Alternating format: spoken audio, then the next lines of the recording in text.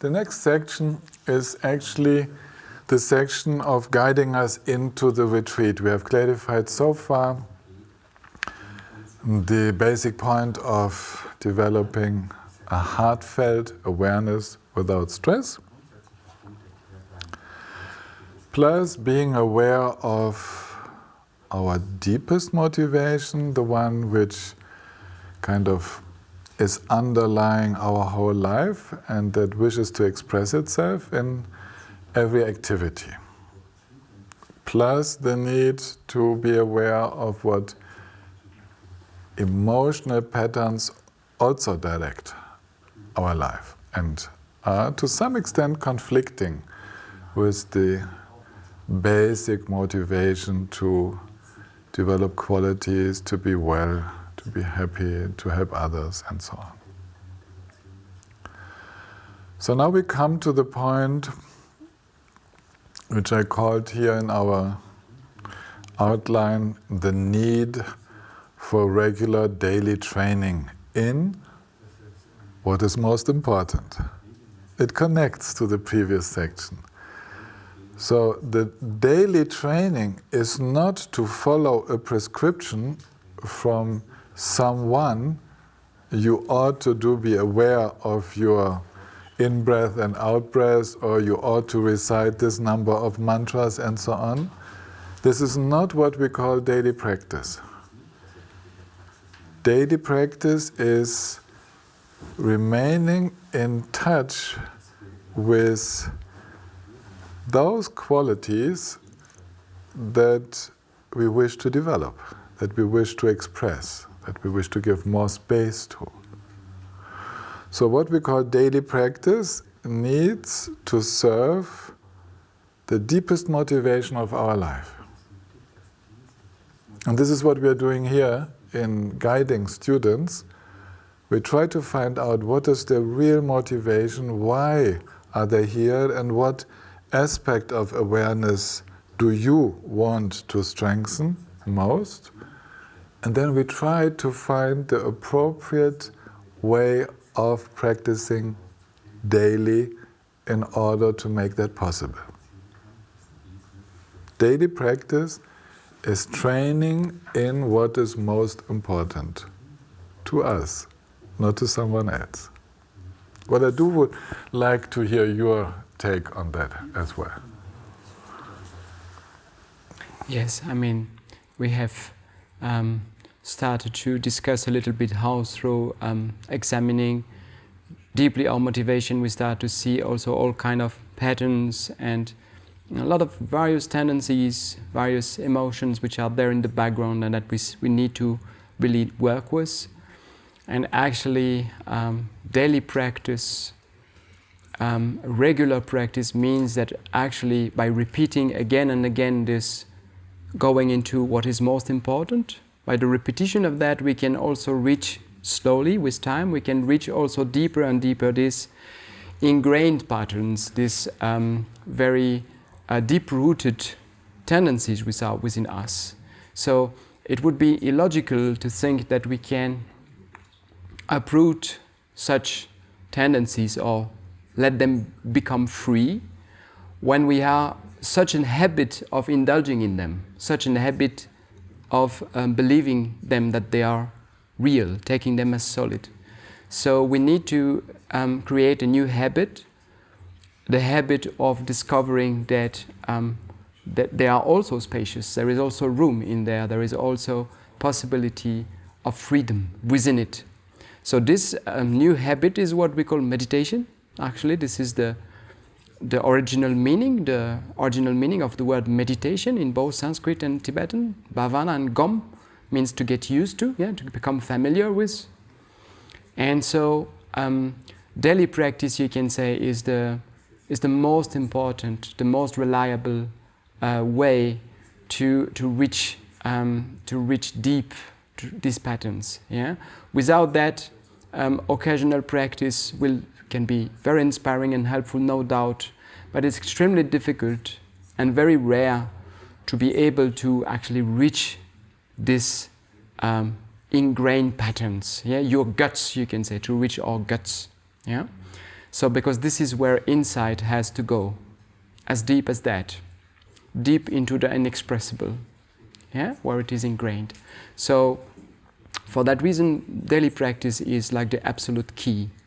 And we will talk right after about intensive practice, retreat, but actually daily practice all year long is the most important. If you have no opportunity to do retreat, that is much more important than a short stretch of intensive practice and then dropping it. Yeah, this continuity ensures a deeper effect, I think.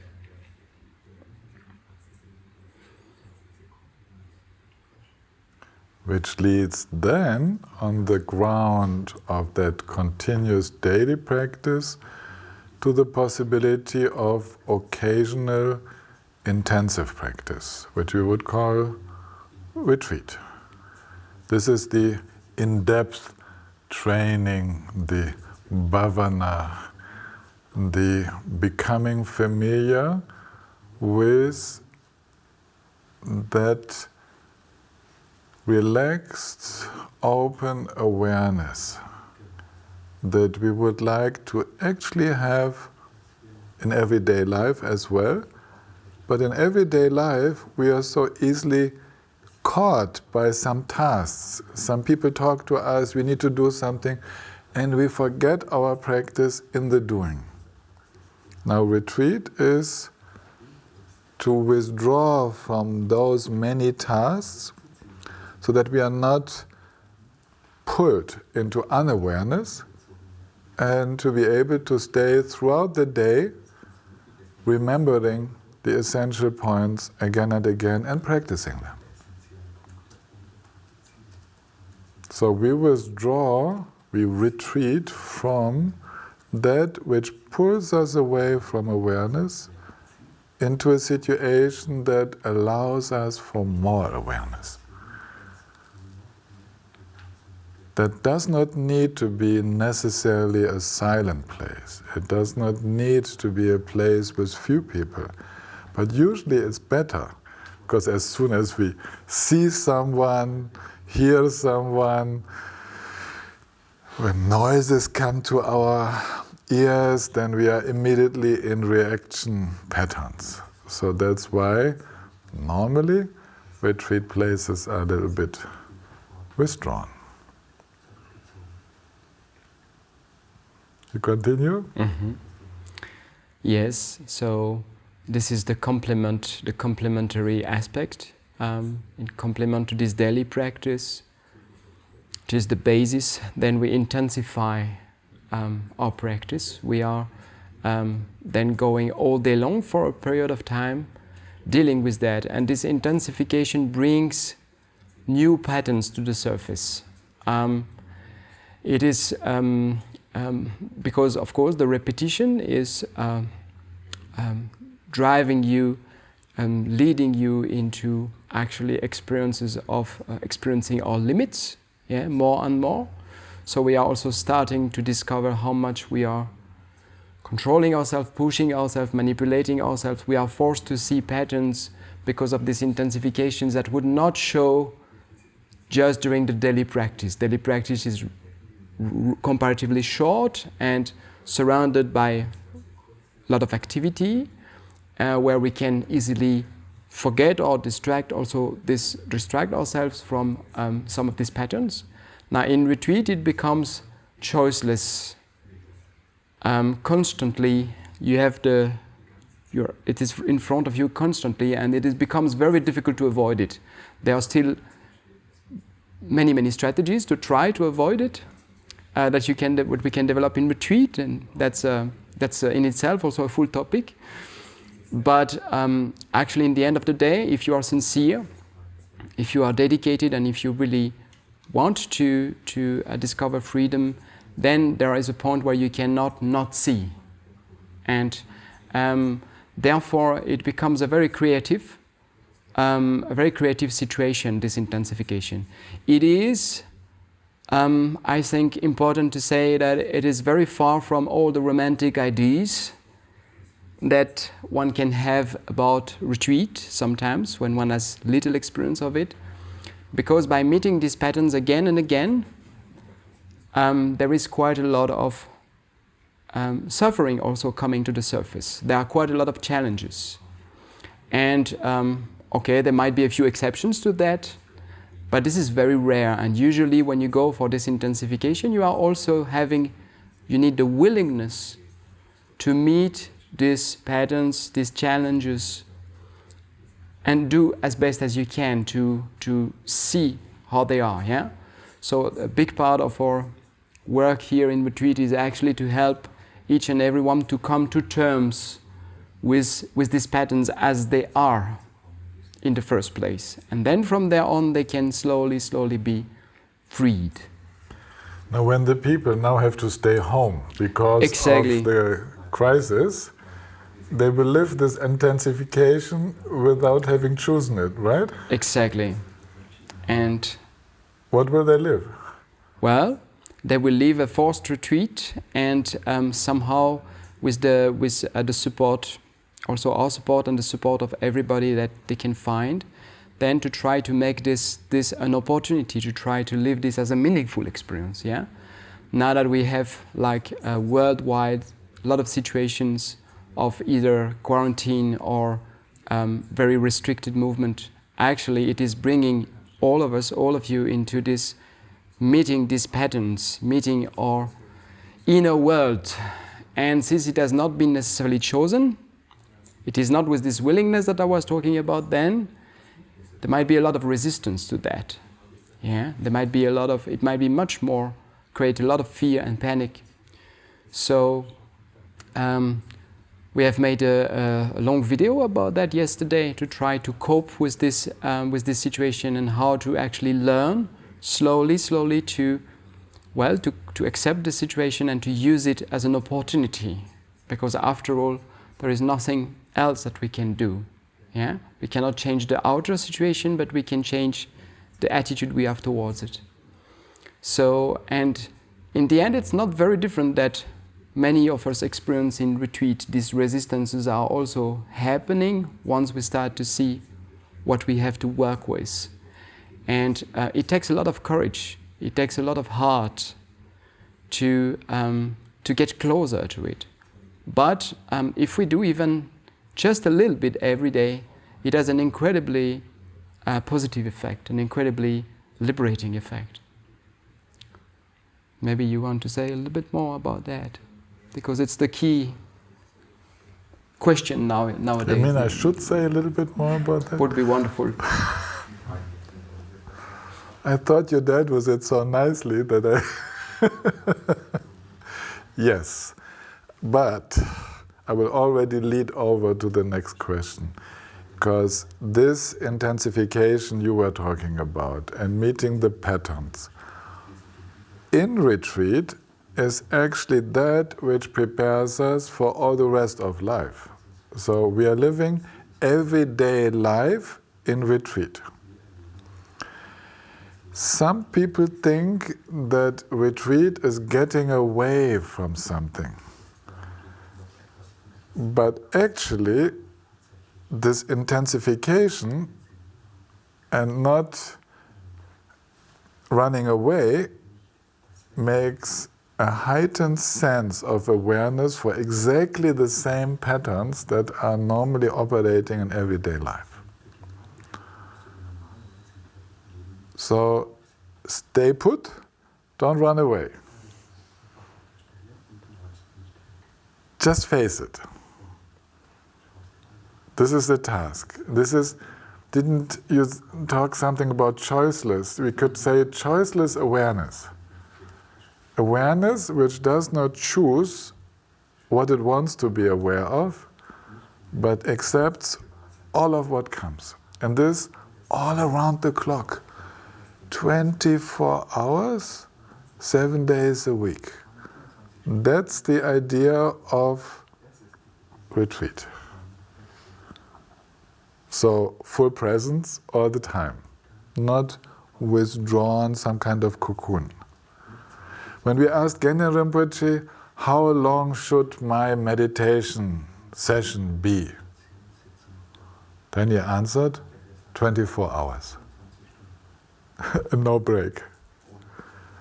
The idea is all around the clock, all around the clock, all around the clock, day after day after day. And we do this under conducive situations for retreat. So this would be like the next point, the necessity to find conducive conditions for practice. So we will try to find out what are the good conditions to develop that awareness that I wish to develop those qualities which are most important to me in my life. To go into such conditions is what is beneficial to our practice.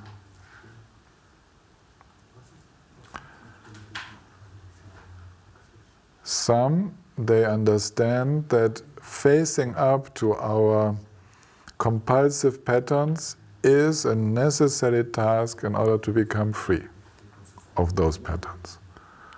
So we do choose to go into a retreat situation that is challenging, that is provoking emotional reactions. And it's good, it's very good.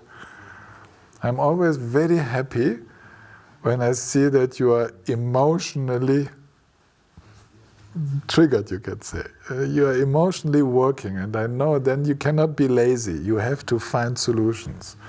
You have to find new ways of dealing with that. So this idea of a Mahamudra retreat is not an idea of being so much protected and in silence. Sometimes it's provocative, sometimes it is silence and calm. We need to alternate the two. So now, for you to decide which are the conducive conditions for retreat, you need to know yourself to some extent. And some of you might say, very realistically, I would love to do 4 times a day, 1.5 hours of sitting practice, which makes like 6 hours a day. And in between, I want to do normal activities in my apartment, around my house, things I'm allowed to do now, which I enjoy doing. And I will communicate, I will write some emails, but I will cut that from time to time to do my meditation practice. And like this, I come back into a larger awareness, and it would help me with my next activity.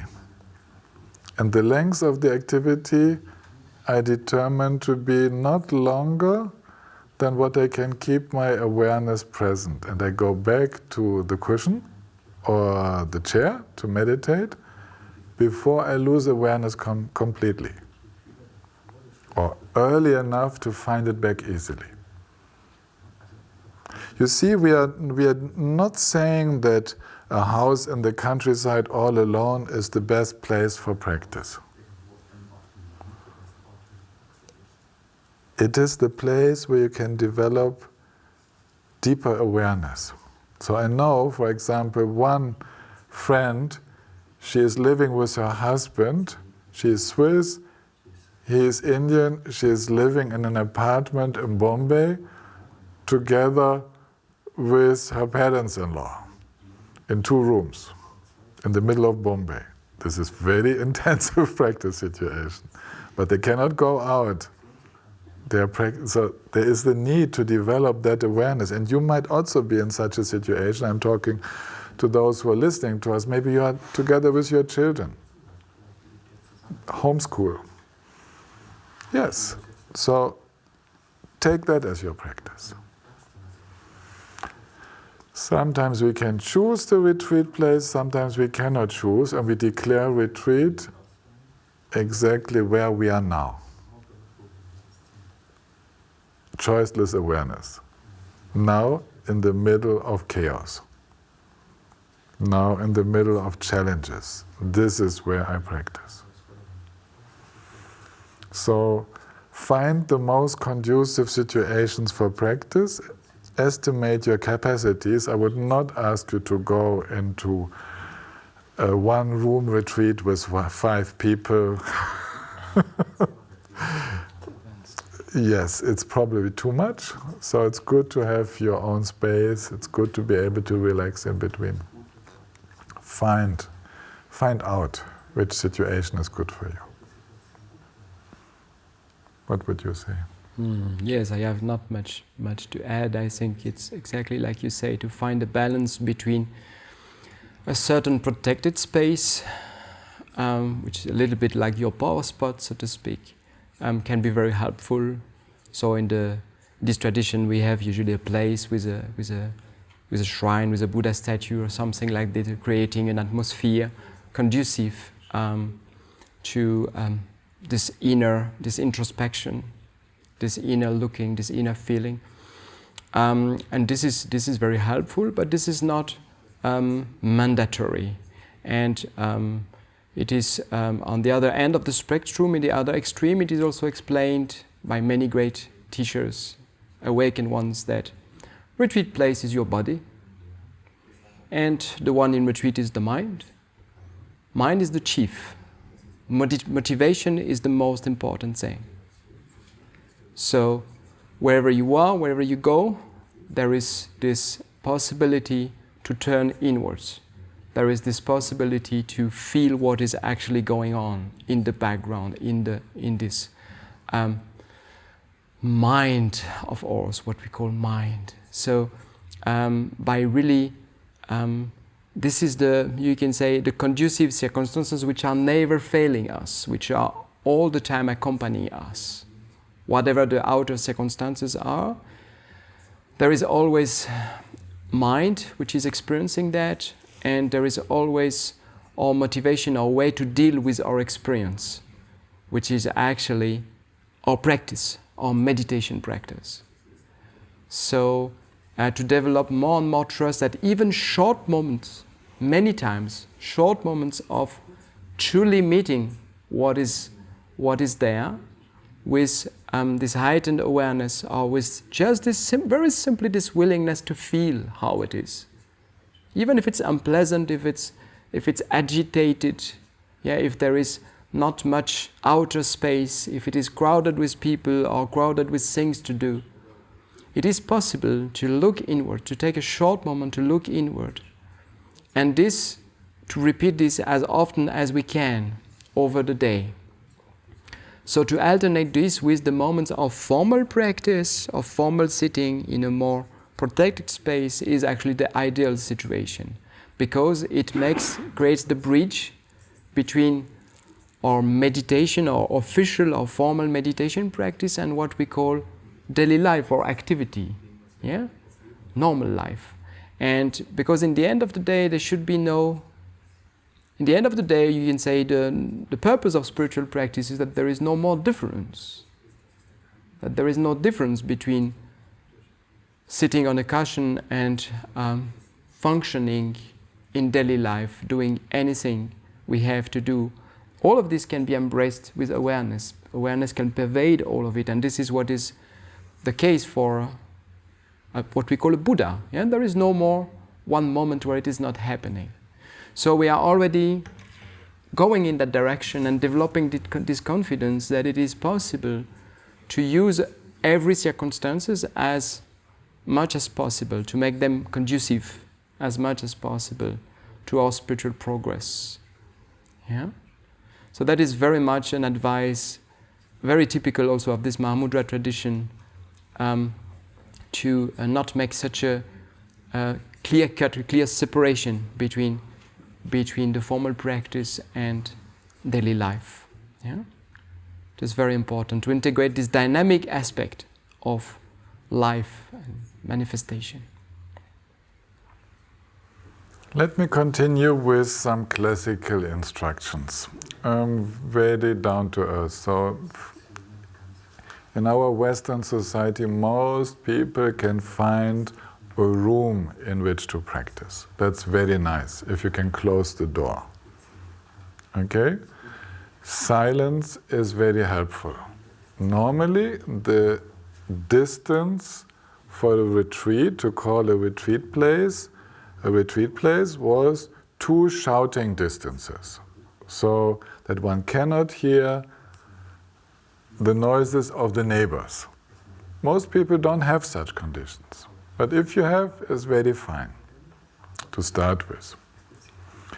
If you can close your door, it's very nice. If you can have in your room a place where you can put some inspiring objects.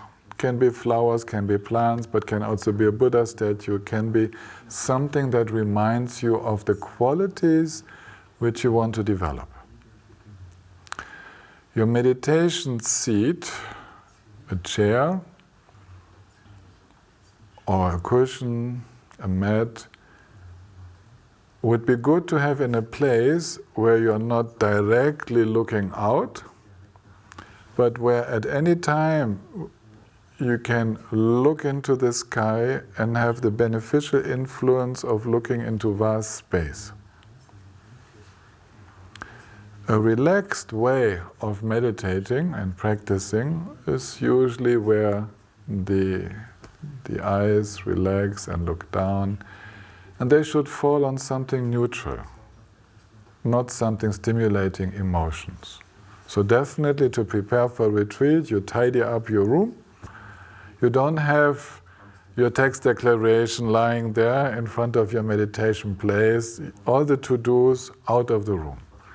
Handy, telephone, disconnected. People know how to reach you on a fixed phone number or answering machine. You don't have to be online, don't have to check. It's very important. So you kind of disconnect from all the responsibilities. It's good if your meditation place is a place where you can sit straight.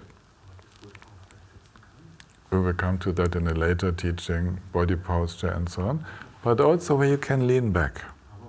If we are talking about a 24-hour practice, of course some of it is sleeping, but during the day you want to be able to lean back and to relax. So it's good to have a wall nearby your meditation seat so that you can lean against the wall.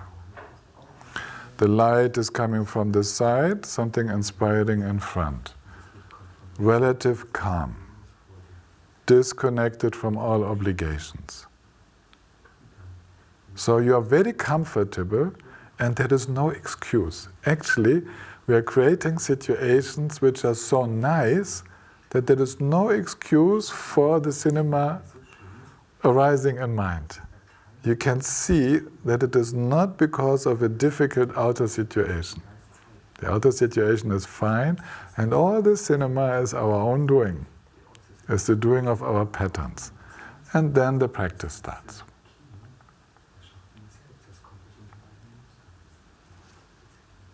Next and final point, very quickly, is